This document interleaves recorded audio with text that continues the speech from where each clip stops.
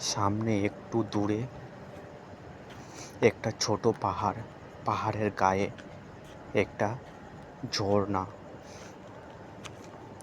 পাহাড়ের নিচে এক জায়গায় ঝর্ণার জল খানিকটা আটকে গিয়ে ওই ডোবার মতো জলাশয় তৈরি করেছে।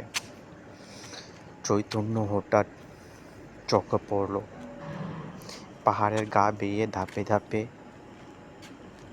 ঘোট কক্ষে এক স্ত্রীলোক নেমে আসছেন।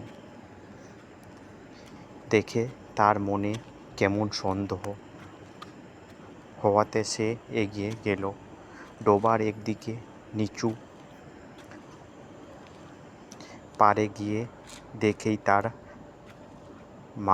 মাথাটা যেন ঘুরে উঠল। ওই তো তিনি, ভদ্রাবতী নদীর শালবনে। ইনিই তো পথ হারিয়ে ঘুরছিলেন মাঠের মধ্যে জ্যোৎস্না রাতে। একেই তো সে দেখেছিল, তবে তার অঙ্গে সেই জ্যোতির এক কণও আর নেই। পরনে অতি মলিন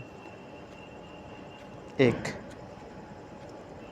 বস্ত্র, কিন্তু সেই চোখ, সেই সুন্দর গঠন।